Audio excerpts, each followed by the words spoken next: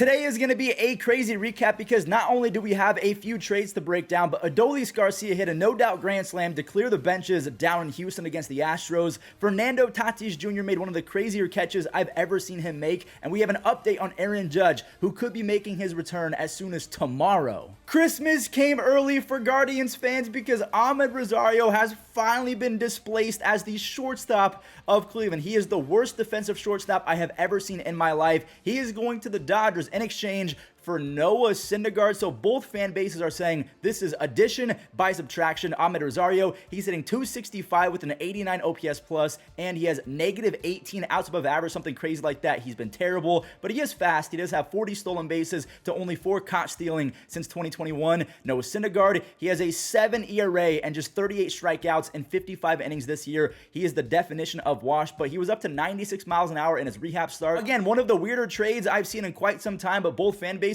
I mean, I guess they're happy because they lost one of the guys that was holding them back. The biggest trade from yesterday, Lucas Giolito. He's not going to the Astros. He's not going to the Dodgers. The Angels swooped in out of nowhere, and they traded away top prospects Edgar Quero and Kai Busch. Lucas Giolito, he's bouncing back after a horrific 2022. He's got a 3.79 ERA and almost 10 strikeouts per 9, but he's going to be a free agent after this season. So the fact that they're renting Lucas Giolito and giving away Edgar Quero, a 20-year-old switch-hitting catcher who can rake. The Halos, they do have Logan O'Hoppe, so I guess they can afford to give away Edgar Quero. They also gave away Kai Busch, a 23-year-old 6'6" lefty who has completely fallen off a cliff in 2023, but he still has 42 strikeouts and 32 innings, so he's nasty, but an 8.1 ERA this year. I mean, this was kind of a random but needed trade for the Angels. I say needed because that means the Angels have officially pulled Shohei Ohtani off the trading block. They are going for the playoffs, and I actually respect that because the Angels, they could lose Shohei for nothing, but they would rather go for it and try and win a chip with Ohtani than send him away to another team and see him lose elsewhere, even though that could happen once he's a free agent. But respect to the Angels, they're going for it. They're hitting full send. More breaking news from the Angels. They have officially DFA'd Jared Walsh. The fall from grace is real. From 2020 to 2021, he almost had 40 home runs and a 132 OPS plus, but since that point, he suffered an injury. Now, he tried to correct it through thoracic outlet surgery, but he has a 73 OPS since 2021. He's been a shell of himself. He was a lot of fun to watch for those Angels, and I'm gonna miss him in that Angels uniform. Also, a very small trade before we get into the games from yesterday. The Twins and the Marlins made a trade. Jorge Lopez, he's going from Minnesota to Miami, and then Dylan Floro is going back to the Twins. Both guys have been pretty bad this year, so maybe the whole fresh start mantra is gonna be best for both players. Now, without further ado, let's get into the games from yesterday. The only walk-off from yesterday, kind of a sad ending to be honest. Wait for it. Yet again, Colorado took an early lead against the Nationals with the 2-run home run from Eleuris Montero, who they got in the Nolan Arenado trade, and Ryan McMahon, he had an absolute no-doubter for his 16th home run. The youngster Michael Toglia, he blasted off to make it 4-1, and Colorado starting pitcher Peter Lambert, he only allowed 3 base hits over 6 innings, so as long as Colorado's bullpen does not implode, Lambert, he's gonna get, oh no, Daniel Bard. The WBC Yips, or whatever happened to the WBC, they were back yesterday with full vengeance, because this appearance right here was horrific. He walked 4 hitters. He allowed 4 runs in the process before getting yanked, and then CJ Abrams, he walked it off on a single as the Nationals beat the Rockies 5-4. CJ is hitting .340 with 38 base hits over his last 30 games, but honestly, my thoughts are with Daniel Bard. I'm hoping that he actually is able to correct his mistakes and come back even better over the next few weeks. We had some spicy moments in this Rangers and Astros game. Jose Altuve and Yordan Alvarez, they were back in the lineup for the first time in weeks, and we'll get to Yordan in just a second because Bregman, that 3-run home run was his 17th of the season, and right after that, Yordan Alvarez, he got hit by a pitch, and I think that the Houston Astros took exception to that because I'm pretty sure they hit Marcus Semien on purpose. I could be wrong, but that worked well for Texas as Nathaniel Lowe launched his 12th home run of the season. Leota Taveras, he picked up right after in the 4th. He laced a 2-run single, and let's get spicy. Marcus Semien, he pimped one off of Framber Valdez, and he was jawing at Framber all around the bases. More drama later on. Do not go anywhere. Sam Huff, he went 443 feet, and here's where things got juicy all over again. Adolis Garcia with the 450-foot no-doubt grand slam. He fully enjoyed that when he kind of jogged around the bases at a leisurely pace. He just wanted to have Marcus Semien's back. Now, he started jogging at Houston's catcher, Martin Maldonado, and I think that Martin Maldonado and Marcus Semien both ended up getting ejected. We have a new rivalry, and I'm here for it. The Rangers versus the Astros. Let's do it. So the first-place Rangers gained another game on the second-place Astros. What about another first-place team versus a second-place team? Milwaukee, they're trying to put some separation between them and the second place Cincinnati Reds and Freddie Peralta. He saved maybe his best start ever for this game. He struck out 13 Reds in just 6 innings. One of the nastiest, if not the nastiest start by any starting pitcher this year. He didn't walk anyone either. That was an absolute gem. Now, he's not going to get the W, though, because Milwaukee, they were shut down by Cincinnati starter Ben Lively. But Milwaukee finally got to Ben Lively in the 7th. This was after Freddie Peralta came out, so again, he's not going to get the W. Tyrone Taylor pieced up a 2-run home run, and Andrew Monasterio roped an RBI double to give Devin Williams an extra cushion. He didn't need it, though. He set the Reds down pretty easy. He struck out 2. He now has 28 saves on the season, and by the way, since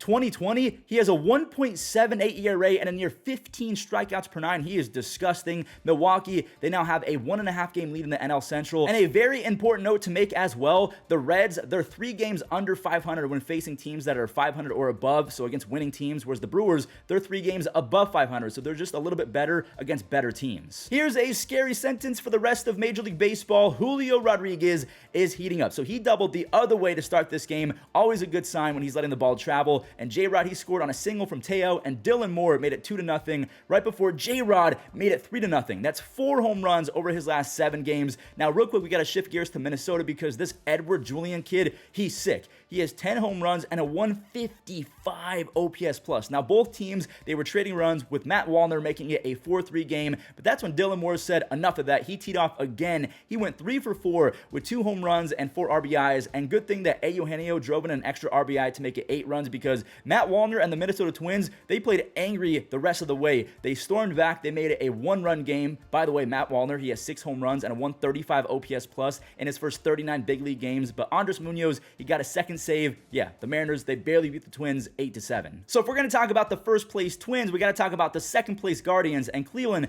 they gave J-Ram a little breather by making him the DH, and of course, he rewarded them with a 3-run moonshot. J-Ram was not done just yet, though. Wait for it. Check out this slide right here. Steven Kwan, he went up the middle, and Gabriel Arias went between the legs to score. Now, he was initially called out, but they went to replay, and it was overturned. He was safe. J-Ram, there's his second home run of the game. He has 16 home runs, 60 RBIs, and a 140 OPS plus on the season. He has a 141 OPS since 2017, and he leads Major League Baseball with 461 extra base hits over the last 6 seasons. Did David Fry go yard again? He did. David Fry has 2 home runs over his last 3 with a very impressive 131 OPS plus. By the way, is this Cleveland's future shortstop, or is it Andres Jimenez, or is it Gabriel Arias, or is it Brian Rocchio, who's in AAA? Tyler Freeman, he's hitting 295 in 35 games. Cleveland, they're back up to a 500 record and just 2 games back of the Twins. Here we go, the Cardinals and the Diamondbacks. Now, I still believe that Nolan Gorman is a kid in the game of baseball. He just turned 23 years old, but he hits like a full-blown man. Wait till you guys see his second home run of the game. It almost doesn't make sense. Lars Nootbaar, he belted one in the 6th, and Goldie, he ripped the 3rd home run of the night for the Cardinals in 24 games versus his former team, the Diamondbacks. Goldie is hitting .305 with 9 home runs and 25 RBIs. Absolutely ruthless. There's Nolan Gorman again. How did he hit it there? He kind of pulled an outside fastball 432 feet to dead center. He's got 22 home runs, 65 RBIs. Even catcher Andrew Kisner got in on the fun with a 2-run home run. Now, Arizona, they tried their best to save some dignity with a 2-run home run from Christian Walker and an RBI double from Alek Thomas, but they were not able to make the comeback. The Cardinals beat the Diamondbacks 11-7, and the Diamondbacks, they're now just 3-7 over their last 10 games. Enrique Hernandez made his 2023 Dodger debut, going 2 for 4 as the Dodgers lost by 7. Yeah, the game's pretty much a wrap after that. Whit Merrifield, his 7th home run was a long 3-run home run. He's hitting .330 with 5 home runs and 16 RBIs over his last 21 games. Hello? Danny Jansen, he's been an RBI machine as well. That's his 13th of the season. And shout out to Yusei Kikuchi, who had 8 strikeouts over 6 innings. He only allowed 1 run to that pretty good Dodgers offense.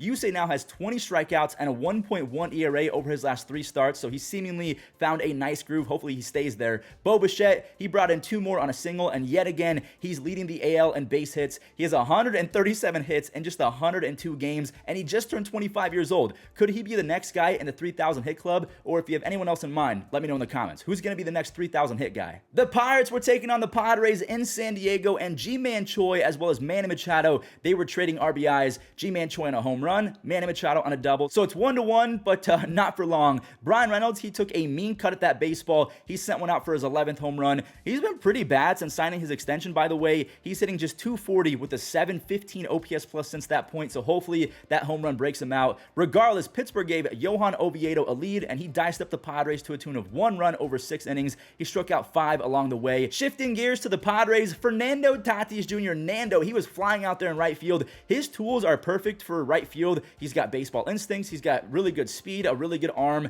Anyways, Carlos Santana smoked a huge solo home run to make it 3-1, and it was huge because David Bednar, he had some trouble in the 9th. He walked Juan Soto with the bases loaded. It's now 3-2, but eventually he got it done for his 20th save. The Padres fall to 5 games under 500. They're 49-54. Should they sell at the deadline? What should the Padres do? Game 3 in this series, we have the Orioles and the Phillies. Each team has won a ball game, so they're battling for a series win, and Adley Rutschman, he wants that series win. He has 14 home runs, and by the way, he's played 210 games as a big leaguer. He almost has a 370 on base percentage. It's just stupid for a 25-year-old switch hitting catcher who's also a defensive wizard. Now, not to fear though, Philly fans, Jake Cave had your back. He and Nick Castellanos teamed up to make it a 1-run ball game in the 3rd, and right after JT Realmuto clutched up for a 2 RBI double to steal the lead from the Baltimore Orioles, Jake Cave, he played hero ball again, this time with the leather in left field. He robbed Ramon Urias of an RBI extra base hit that would have tied things at 4-4. Sir Anthony Dominguez, he was activated off the IL, and in his first appearance back,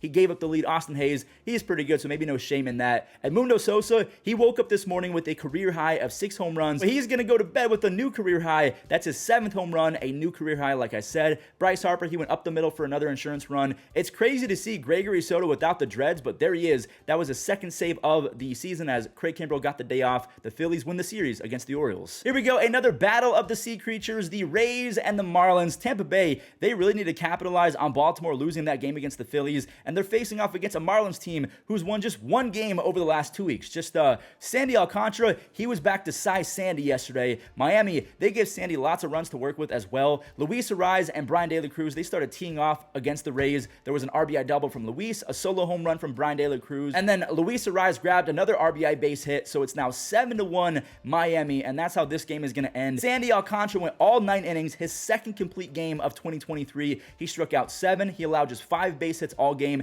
He got through 9 innings, only needed 97 pitches. By the way, a fun fact for you guys, he has 8 complete games since last year. That's 3 more than any other team in baseball. Speaking of baseball, this next game is baseball in a nutshell, and it really just shows how much momentum matters in a 9-inning ball game. Brian Bayo, he was dealing until one mistake pitch to Ozzie Albies all the way in the 6th inning. Ozzie now has 24 home runs and 72 RBIs as a second baseman. He's coming back with vengeance this year. He has all of those overrated comments pretty much pinned to his fridge or something like that. He's playing angry. Boston, they finally cracked the code on Spencer Strider with Devers belting his 25th home run, and Casas, he did the same thing in the 7th. Tristan is hitting 360 with 6 home runs over his last 18 games with a mind-bending 465 on base percentage. Now, it's still 3-2 Atlanta, and no, it isn't. Justin Turner and Adam Duvall, they combined for 3 huge RBIs to close this ball game out. They got 2 on a double from JT. That's Justin Turner, not JT Realmuto. He has 66 RBIs and a 123 OPS plus. He's been really good. The 3rd run came on a solo home run from Adam Duvall. Kenley Jansen, he has 22 saves on the season as the Red Sox, they've won 4 games in a row, and they're 8 games above 500 when facing winning teams. They're really good. Here we go, the final game of the Subway Series. New York is facing off New York one more time, and the Yankees, they're trying to avoid getting swept by their crosstown rivals. The Yankees took an early 1-0 lead after a throw to second base was late, and then it was 2-0 after leadoff hitter IKF hit a sac fly. How many left fielders or leadoff hitters are the Yankees going to use this year? I mean,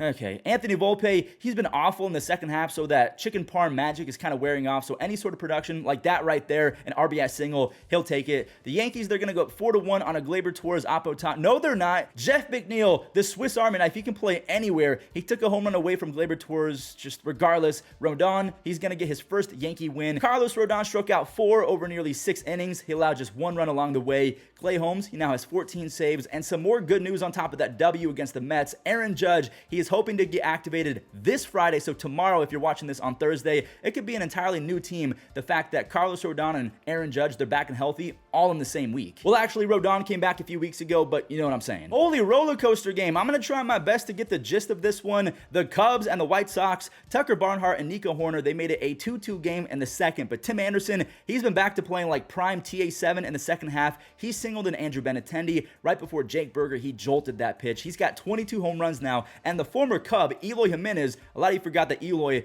was traded. I can't remember who he's traded for, but he was with the Cubs. He put the game on ice at 7-2 White Sox after 4 innings. Just kidding, here comes the Cubs. They scored 6 runs just an inning after the White Sox put up a 4 spot. The last 2 runs, they were brutal. They both scored on bases loaded walks. So now it's 8-7 Cubs.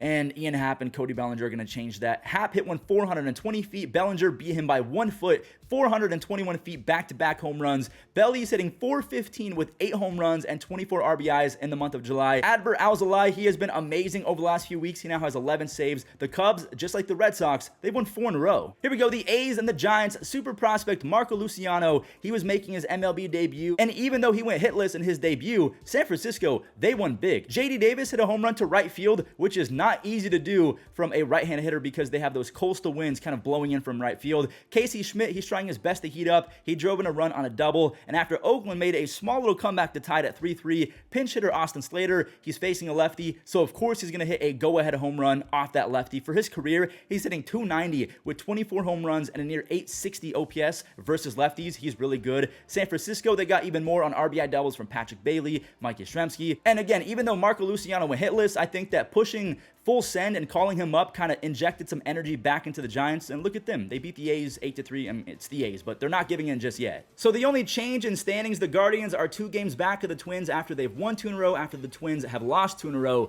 The Rangers gained a game on the Astros, so they're back to 2 games ahead. The Brewers, they're 1.5 game ahead of the Reds after winning yesterday, and then the Dodgers, they're now just 3 games ahead of the Giants after the Giants have won 2 in a row. Has anything changed with the stat leaders? Nope. RBIs, okay, so Adolis Garcia with that grand slam, he's now number 1 with 84 RBIs. Aside from that, everything else is pretty much the same. Ronald, he's now up to 48 stolen bases. I mean, he could go, what, 30-80? That might be a possibility. All right, today's Immaculate Grid, we have the Giants and the Cardinals. Didn't Carlos Beltran get traded to the Giants at once upon a time? I feel like Carlos Beltran did play for the Giants. Okay, 16%, that's pretty good. The Padres and the Cardinals, Matt Carpenter. I mean, I feel like my rarity score, 2000, yeah, okay, Matt Carpenter, 17%, so not the best so far. Gold Glove for the Cardinals, I could go with Pujols.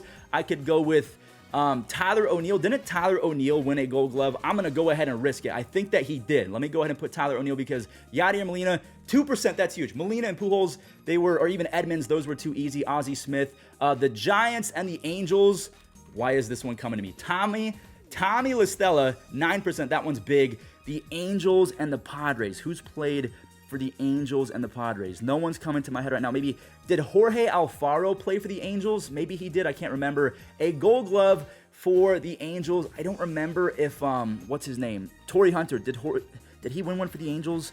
I might have to come back. Did Sean Figgins win a Gold Glove for the Angels? I'll have to come back to that. 40 home run season for the Giants. I mean, that, I'm going to go with McCovey because I feel like Barry Bonds is going to be the easy pick, and I feel like Willie Mays is another one. Okay, Willie McCovey, 16%.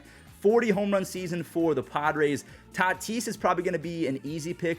Did Adrian Gonzalez ever hit 40, or maybe Brian Giles? I kind of want to go Brian Giles from back in the day, or Brady Anderson. He was with the Orioles when that happened. 40 home run season for, I'm going to go Tatis. And if I ruin my Raiders score, 45%, okay, not my fault. I mean, I tried my best. 40 home run season and a Gold Glove.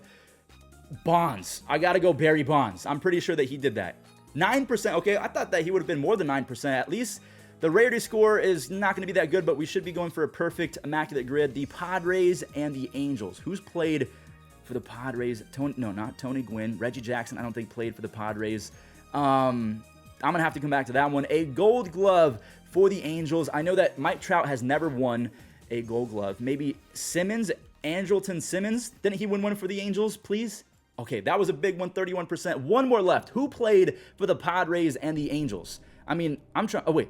Kimbrel? Did Kimbrel play for the Angels? I don't think... I know he was on the Padres. I don't think that he ever played for the Angels. I think it's Jorge Alfaro. I could go with Jorge Alfaro. Hold on, let me think. See, this is why we take breaks and we go to our inner mechanisms in our brain and we think about who's been on the Padres and the Angels, because one just finally came to my head and I feel like everyone's going to be guessing this. Not Ray Durham. His name popped up, so I said his name. Brandon Drury, 11%. So there we go. I was perfect. There we go. Huge recap. Thank you all so much for watching until the end. If you did, I just want to say thank you so much for your support. Leave a like and subscribe if you're brand new, and I'll catch you in the next one.